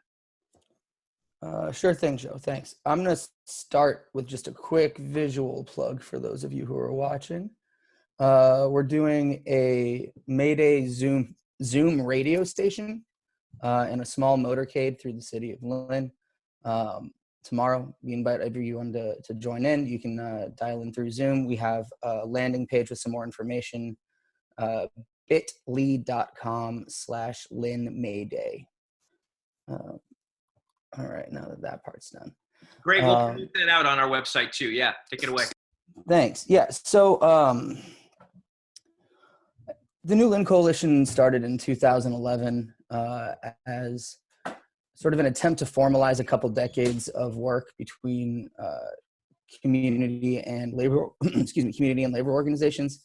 There have been a lot of shared campaigns, and it reached a point where people realized we're stronger together than we are on our own. So why not build a coalition? And as opposed to most of the coalitions that we see, we're not an issue-based coalition, we're a power-building coalition. So from the outset, we are here, it's in our mission statement, to build power for working class people. When we talk about the working class, we mean pretty much anybody who doesn't have total control over their job. They're not the boss of anybody. You know, you miss a couple paychecks, you're gonna be tight. And it's a vast majority of us, really, and it always has been. So recognizing that and seeing a need to build coalition in order to build power, the New Lynn Coalition sort of formed around that. We try to build a core of oppressed nationality and working class people to lead a broad-based coalition. We do that through struggling for the public narrative and public campaigns, things like May Day. Also through making transformative demands. We've had a lot of success with For All framing. And we do our best to put ourselves in positions of governing power. And I don't mean necessarily elected power, but there's a lot of boards, there's a lot of projects that are happening in the city, and we try to position ourselves whenever possible so that those are advantageous and accountable to us. Yeah. So we were in the middle of a big housing campaign, and then, as Barbara so eloquently put it, and then the pandemic hit, and now we've had to do a pretty significant shift in our organizing work. We made actually some pretty significant momentum on a really transformative housing project that could have made a huge impact in our city before this. But yeah, it's been a struggle to adjust in this new time. Organizing generally involves being in a room with a group of people, talking to them about their interests and moving forward together. You have different age groups. Half of the city of Lynn doesn't have internet. We have 63, I think last I heard, different languages in the Lynn public school system. We're having a very difficult time doing real broad-based outreach. And that's actually what inspired the Zoom radio station. We're gonna have like a sound truck going through the city. We're trying to promote it online as best we can. No one's going to stores really, so you can't put them there. And on the subject of narrative, you know, right now is a moment where people really want, the people broadly, not movement people necessarily. People want, there's an energy around celebrating frontline workers, right? That I think garbage personally, but that hero narrative really struck a chord for a lot of people. So there's a lot of thank you parades and things like that. So we're trying to tap into some of that energy and direct it towards more transformative demands. We know that this crisis, you know, presents its own challenges, but some of the issues that are being hit hardest in this moment are the issues that we've been organizing around for decades. Issues like housing, issues like living wages, issues like healthcare, like having safe communities for immigrants and working people. And May Day is really an opportunity for us to bring those together, try to celebrate our own power, whatever little that may be, or however much that may be, hopefully. And we're hoping that this positions us better for when we hit the economic recovery. And that's really the part that we're trying to figure out. But when you're in an organization that's, I call it sort of a grass tops organization, it's difficult to pivot really quickly. We meet monthly, you know. All of our meetings now have 4 or 5 points of contact with each person before the meeting happens. There's some real significant drains that this has presented on our capacity to organize. But I think through struggling through this together and actually having some successes, when we pull off this May Day thing, I mean, we did this in less than 2 weeks. So when we actually pull this off tomorrow, we're all going to feel really good about it, and it's going to help propel us forward and move into the next fight and into the next fight, so we can keep stacking up victories, keep stacking up notoriety, and then we'll eventually, when we hit the economic recovery, be in a better position to win some of the changes that we need to see. You're muted, Joe. Thank you. The host can be muted too. Yeah, thank you for that, Jonathan. I mean, reflecting back on Barbara's comment earlier about how, the left has, you didn't say this, Barbara, but I heard it in what you said. I'm saying it, that there is a kind of tradition on the left that like every May Day, there's like a declaration for a general strike or something, right? And it doesn't necessarily go, there's a gap between, let's say, the utopian vision of the words and the work on the ground. I appreciate the very groundedness of what you're giving us here. And I know we have at least one person on the chat box who wanted to ask a question kind of about this, which I'd like to flag for you, and then I'll go back to Ben for a little more context about May Day more broadly. The kind of return of May Day in the United States is a kind of higher profile day of action, right, over the last, certain period. What are you all doing? I mean, and other people who are on the call too. It's Julia Leisinger on the line. I think it might be Elaine though. Is it Elaine? Are you there? It's actually Julia. Julia, okay, sorry. Sorry, I was talking with Elaine earlier. Great. Let's hear the questioner ask the question. So I think every time we're talking about organizing anything, right, it's about mobilizing other people and politicizing other people and getting those people to be with us in these actions, whatever they are. Like, whether we're calling for a general strike or whether we're talking about mold in a building or anything, just the smallest things. And obviously, we are in a situation because of safety in which we can't meet new people, kind of, like this is, I actually work, not right now, but like I work in retail where I get to meet like hundreds I dislike actually, but really meeting strangers to talk to them and to hear their stories and to really stay humble about what the working class is doing right now, just every day. So anyhow, I mean, I was wondering what people are proposing or what people are doing to try to actually, like, I'm guessing, build their networks and from the people that they know so that they can start being able to have conversations, maybe in platforms like this, maybe in other ones, I don't know, so that they can start politicizing other people. Yeah. So how to build the network in a time of COVID pandemic and sheltering in place? I mean, my answer to that question is you're looking at it, right? I mean, to some degree, trying to create this show, not just as a product, but as a network and as a living thing that, nice to meet you. But I'd like to kick that over to everyone, to Ben, Anna, Barbara, to Jonathan. What are folks doing? Or frankly, what are we also struggling with? I mean, I feel like if we can identify the concrete obstacles, then we're one step towards overcoming them as well. But particularly, I think helpful specifics would be good here. Who would like to take that or start that response? It's a challenging question. I see Jonathan. I can get going. Barbara, so yeah, okay, go ahead. So first off, it's nice to see another retail worker on here. Organizing is not a full-time job for me. I also work at a guitar center where I was part of the union organizing drive, which was successful, thankfully. That was a whole fun story about power building too. We could talk about that another time. And it's very hard to meet new people. It's very hard to get the word out right now. In a context where people have disparate levels of access to the internet. You're not supposed to go meet people, so it's hard to get people's phone numbers. There's been a lot of mutual aid work happening in Lynn. It's not really consolidated at all. So it's hard to talk about that in terms of building power in the longer term. But it does raise an interesting question about providing basic need as a way to organize, right? This is something that the Black Panthers, for example, did very well with the breakfast program, right? It wasn't just meeting community need, it was also building trust, and it was also moving their message forward into new hands. I'm not trying to equate us to the Black Panthers, I wish, but we are trying right now to get a resource guide, a printout resource guide. Everything else that's been put out so far in the city of Lynn is almost exclusively online. We have a very, I'm going to be not crude and just say inept and malfunctioning city government. But we're trying to do a food delivery program for primarily undocumented families who can't get out and are not receiving any of these benefits. And through that, we're trying to distribute a resource guide. It's the only printed one that we are aware of right now. And we've seen some success through that. People have gotten back to us. But part of the strength of the work that we do, and I think part of the importance of building coalition, is that any one organization has their membership, right?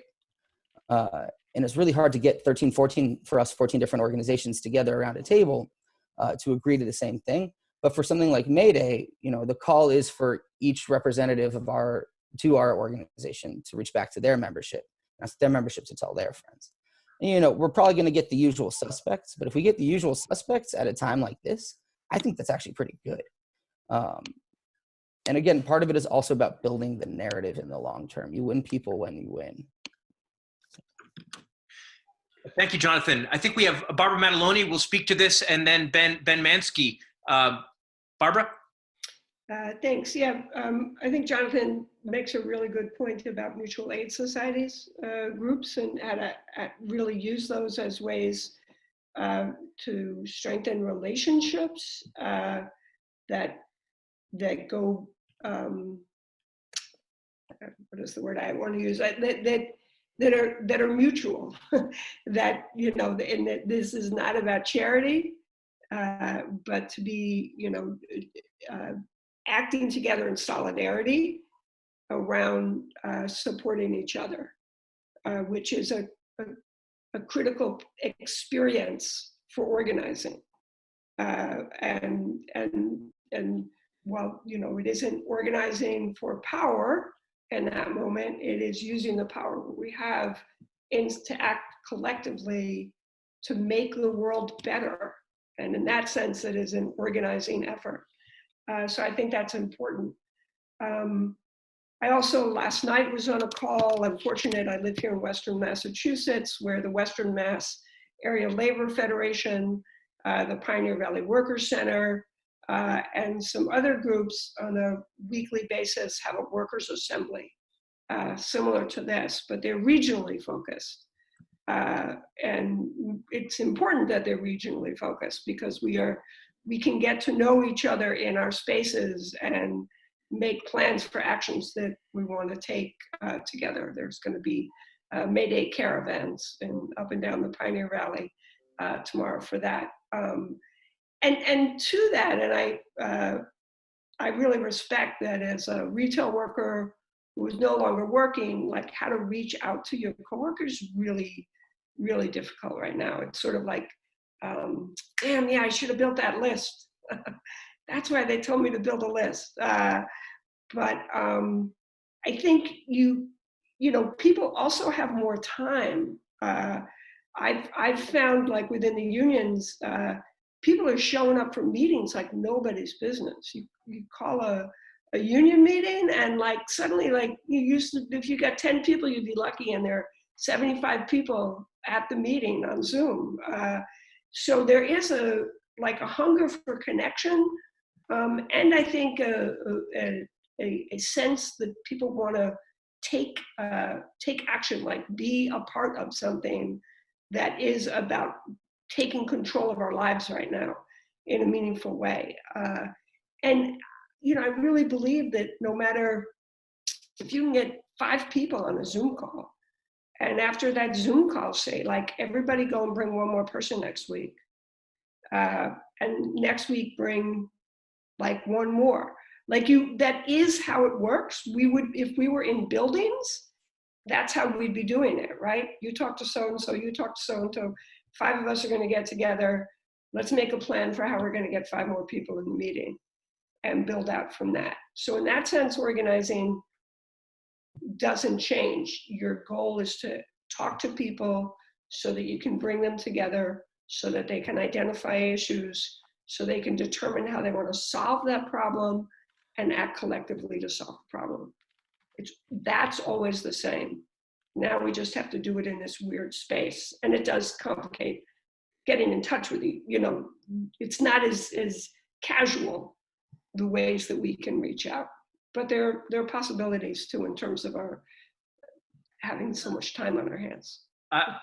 I would echo that, and actually a little note of history here of this show. This show really began with when remember that day Facebook went crazy because a lot of the Facebook workers were home and they had AI trying to do it, and like everybody's posts were getting taken down. I actually posted a paranoid post saying, we really should establish networks off of Facebook, because if this corporate monster really decides to go full fascist, how am I going to get in touch with y'all? Tim Sheard, who I had never had an in-person conversation with, who's a co-producer of the show, wrote to me on email, and we started a conversation. We had a Zoom. We reached out to an organizer friend, Seren Mudliar, and out of that came the idea for this show. So, I mean, that's just a little nugget, but I think the cracks in the system, like thank God Facebook had that Fritz Day, or thank God the workers at Facebook went home and the computers weren't ready yet. At least I'm thankful for that. That cracks. I don't know. Maybe there's an emblem in there for the ways that the cracks in the dominant system right now are opening up real possibilities. Not only because we have maybe some of us have more control over our time, some of us, but because the system's so delegitimized right now. People know we need another way, even if we don't know what it is. Exactly. Ben, you want to speak to this, but also I want to ask you to maybe, if you could transition also to talk a little bit about May Day, both, the return of May Day as such an important holiday or, day of action in the United States, something that was not true for a long time outside of a very small part of the left, right? And also what's going on? I mean, you're in a hot spot, and I mean, pardon the pun, for actual May Day organizing, right? Around an actual general strike call that has legs on the ground. Could you speak to maybe both the question that has been asked, but also by Julia, but also maybe bring us back to the roots of May Day in the United States, or the re-sprouting of May Day in the U.S.? Yeah, absolutely. It really is the rebuilding, the rebirth of May Day in the United States, and the May Day process, wherever it happens, is a community building process. So I'm really happy to hear about what's going on, and Lynn, and then you guys call it the North Shore, right? Is that right? Yep. My folks are from Dorchester and Cambridge originally, so I've been up there. In terms of May Day, let's recognize, so May Day was a holiday of spring, so it has ecological peasant origins, and then in 1886, it was the day of action for the 8-hour day, led by immigrant workers across the United States primarily, specifically in Chicago and Milwaukee. It got very heated, and there were massacres of workers, and also a couple of police officers were killed in Chicago, and also workers in Milwaukee, in my home state of Wisconsin, on May 4th. And that became the basis for the recognition of May Day as International Workers' Day internationally. So May Day was an immigrant workers' holiday. It was an ecological holiday at the beginning, and it has its roots here in the US as well as elsewhere. Of course, May Day, as you said, has been a little bit like Joe Hill. I dreamed I saw May Day last night. Throughout the 20th century, we had a period of exceptionalism during the Cold War period. So you had very small May Day traditions in many parts of the United States that carried the torch forward. I think May Day 1970 was an important event for entire generations of activists that then tried to build the May Day practice in their communities. But still, by the early 90s, May Day was not a real thing for most working people, certainly for mainstream unions in much of the country. In my home, I'm a bit of a Wisconsin nationalist. A lot of us are, so I talk about Wisconsin a lot. But the reality is that I think that the first place where May Day started to make a big comeback in the U.S. was in Wisconsin in May Day 1995. And one of the documents I uploaded there, you can see the call for the May Day mobilization for a people's budget, which was 105 organizations, state AFL-CIO, Sierra Club, mainstream groups, as well as IWW, Greens, Earth Firsters, community organizations coming together in an anti-austerity fight that really prefigured the Wisconsin uprising and Occupy much later. That became a regular practice, the May Day mobilization, that coalition in Wisconsin for 10 years. And within 2 years, we had built it into the Wisconsin Earth Day to May Day coalition. So we were deliberately working to build the red-green or blue-green, depending on your perspective on it, alliance and those politics in Wisconsin. And it was very important culturally in terms of building our movement, the ties, and the practices were things like a picnic, a large May Day picnic, marches on both Earth Day and May Day, right? A May Day sing-along and songbooks, such that in Wisconsin, I guarantee there's a higher density of people who know the words of Solidarity Forever than anywhere else in the country because of all the thousands of people who've been through that process. Okay, jump forward, 2006, just about the time that Earth Day to May Day starts to fade in Wisconsin, you have Day Without an Immigrant, another major intervention, immigrant workers making May Day a real thing on a much larger basis nationally. Okay, and there are other places in the US and in North America where May Day was a big deal. The Twin Cities, for example, had big May Day celebrations by the late 90s as part of that scene.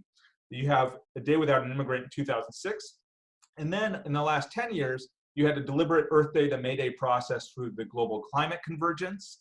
And then most recently, going into this year, I was so excited about this organizing. Warehouse Workers United, folks in UE, the Teamsters, Unifor, coming together to organize Earth Day to May Day actions across North America that should have been happening on a much larger scale right now, okay? So I think we should just recognize that we have, to a large extent, succeeded in bringing May Day back, collectively, all of us, and in building the ties between Earth Day and May Day, and building a working class environmentalism that's ready to move, and that even though we're in the pandemic period, that's still there. That's all still there, and can be mobilized, and it will be mobilized. I placed a bunch of other links there as well in the chat for people to take a look at. Thank you, Ben. I should say that next week's show, we will focus on the struggle for immigrant worker justice in this moment with Aviva Chomsky, Joseph Nevins, and several other great scholar, activists, and immigrant worker organizers. So I hope you'll join us back 5 p.m. Eastern Standard Time next Thursday for Shelter and Solidarity. We have at least two people, and Gladys Vega from Chelsea Collaborative, a couple other folks too that are slipping my mind right now. As I'm cognizant of the time, we have 11 minutes before I believe we do really need to wrap up today. Glad we still have so many people with us. We have at least two people on Zoom who would like to speak. We have a student organizer from Massachusetts, Amy Blanchette, that would like to speak. So Amy, why don't we take your question, comment, and then I understand Julie has a brief follow-up, a concrete idea for higher ed organizing. Amy, so glad you could join us today. Thank you. Sorry, that's my phone. So my name is Amy Blanchette. I am the president of PHENOM, which stands for Public Higher Education Network of Massachusetts. I had been supervising 2 Bristol Community College students who are under me, who are student organizers. I have since been laid off from Bristol Community College. I don't know if you talked about this in the first hour. I was actually on a PHENOM board call from 4 to 6, and that's why I couldn't join in the first hour. And PHENOM is making some tough and very difficult decisions in terms of organizing right now as well, due to funding and everything that's happened with COVID. So it's a very sad time. I hate using the word unprecedented, and it's been thrown around so much, but it is. At BCC, they laid off about 140 people. There was about 35 who were retrenched, who had union positions. I am not in the union. I'm a part-time staff member. I work at Bristol Community College in the Office of Student and Family Engagement. And my job, while I do get to plan some fun events, the main purpose of my job is to help students who struggle with homelessness, food insecurity, addiction, mental health, those kinds of things. And these students come to me, a lot of them first generation, a lot of them non-traditional, who have students who struggle with daycare, who struggle with, food security and these kinds of things. And what administration fails to realize is that it's not like they can just come to me and I can pass them off to a couple of resources. And I can assume that they're going to get those resources and they're going to be fine and everything's going to be okay. Because when you're a full-time student and you have kids and you're worried about whether your electric's going to be on when you get home or not, you're basically in like a fight or flight mode. And a lot of these students kind of need you to hold their hand a bit and kind of guide them through the process. So that was really what my job was. And they laid me off. And a lot of my students are upset about it, understandably so, because I was helping a lot of them. And now if I help them, I'm helping them on my own time, unpaid. The administration had to come out and done this, the president did this coffee hour with the students today. And some of the students came on and had complained about the layoffs.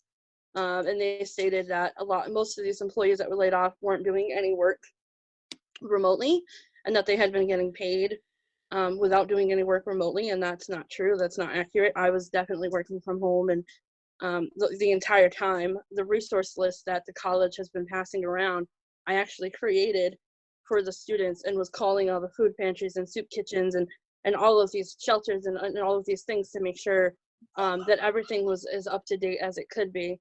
And so they have no problem to share that list out and to not acknowledge, that I created it and that they've laid me off. It's a very sad time. The MCCC had created a response back about the layoffs, and Faculty Senate and Staff Senate refused to sign off on it. And it's a shame because I'm actually a staff senator. I represent the part-time staff, and the Staff Senate refused to sign off on it. There's definitely this. I mean, we already had seen it last year, with that historic vote about, people being able to separate from the union. But now, you see it more than ever that they're really trying to divide the union apart, and it's a very hard time to see. And now seeing, what we're going through with Phenom, with our organizing, and not knowing where our finances are going to stand for the following year, and being worried about that. We do so much organizing throughout the year, whether it's testifying on bills, speaking at rallies, you name it, to know that isn't going to be there. It's a lot right now. It is. Yeah. Amy, thank you for being here and thank you for laying that out. I think you're a very sobering reminder of how, even as some of us as educators and maybe thinking about demands for what is going to happen and shape our classroom, right, or online or in person, we really need to be digging deeper and thinking more broadly and connecting with people, right, in terms of this broader, just meeting people's basic human needs right now, right? Fighting layoffs, but also to think, working for the students they're struggling with keeping the lights on, as you say. So, I want to thank you for being here and just extend you solidarity. I understand you have a petition or something. We talked about this from Bristol. If you share that with the list here, I'm sure many of us will sign it. Hopefully all of us will sign it and circulate it. We certainly will on the Shelter in Solidarity website. I know that's not enough, but that's something. Does anyone want to speak directly, Barbara, Ben, Anna, speak directly to Amy on this? She challenges us all. Not only, we need a response to this, right? How do we support our people, including the people literally in the organizations that have been doing the organizing, as well as the people they serve?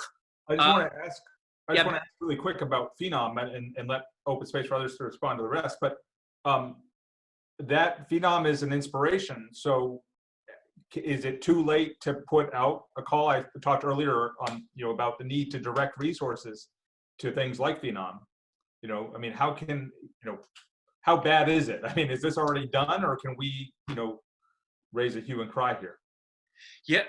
I'd like to think we could do a future show bringing some of these organizations. We had talked about looking at left and progressive media, much of which depends on in-person events to sustain itself, right? And doing a show on that, a mutual aid show that could also be literal fundraising to sustain these organizations. Maybe we should do one on some of these progressive advocacy and organizing groups too, and share resources, knowledge networks. I'm sure Phenom has its own plan, but we'd certainly be happy to use this space to support you, Amy, Bristol folks. We can come back and do a show on community colleges.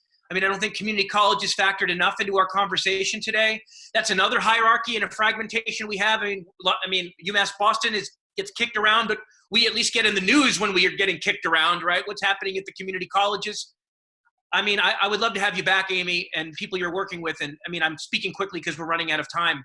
But thank you for being here. And I hope this is not the last, but the first of one of these organizing opportunities. Thank you for being there, being here and there. Julia, you had a point you wanted to make before we close out. I think we are running out of time, so if you can keep it short, but it sounded like you had something concrete, which is always nice.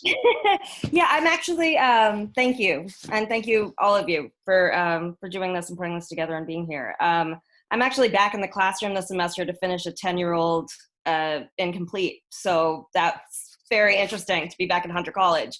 And I have just been thinking over the last few weeks about how upsetting mentally it's going to be for me once my Zoom classes end, because I'm not going to have this platform to see all of these students anymore. And last night in class actually was really relevant because we were talking about incarceration. And at the end of class, I was just like, this is happening in prisons right now, la, la, la, la, la. And something really interesting happened, which was that like all of the students in the class started chiming in. We ended up staying in class for like an extra 10 minutes. The professor was like, I don't know whether you guys want to go. But I was thinking, I don't know if any of you are still on online platforms, and obviously there's a limitation to access in this. But if any of you are still teaching online classes, I think there's definitely a place where students might want to continue to be seen or in a classroom and to get together. And I know that also as a student organizer, maintaining organizing over the summer is really, really hard. And I think this actually might be a really great opportunity to stay in touch. So thanks. Absolutely. Thank you for that, Julia. I mean, I think we need to be, as Barbara mentioned earlier, more deliberate. I mean, the challenge and the opportunity of this moment, one of them is that we need to, if we're not deliberate about reaching out to people, we won't see hardly anyone at all. But we also, maybe some of us have more ability to be deliberate if we can use the time and energy we have and the technology if we have it. Our first show was on mass incarceration, and we spoke to 2 people in prison. You can check that out. That was Shelter and Solidarity #1, and we're going to cycle back to that in specific. We do need to wrap up, so I want to thank all our guests here again one more time: Barbara Madeloni, Ben Manski, Anna Kornbluh, Chris Newfield, Jonathan Feinberg, Adam Kaszynski, my co-producers. I didn't miss anyone, did I? I think I'm good, right? Tim Sheard, my co-producer, and works at Hardball Press. Y'all check out Hardball Press. Check out the great working class stories coming out of Hardball Press, as well as Labor Press. He's got some great articles about nurses and patients on the front line. My co-producer, Seren Mudliar, who does so much of the behind-the-scenes work. And thank you, Seren. Thank you also to Linda Liu for producing the artwork and more things for the show. Thank you to Phil O'Connor for helping really to kind of secretly co-produce this show, at least the second hour of it. Our next show next week will be on this fight for immigrant justice in light of the COVID struggle. Please join us back. Tell your friends. Spread to your networks. We want to build this, and we want to support what you're doing. Have a righteous May Day. Happy is the word these days, but happy for, to celebrate what's left of the earth we can still defend. We'll come back to that topic later. A righteous May Day to you all. Stay strong, keep safe, keep engaged, and keep together. See you next week.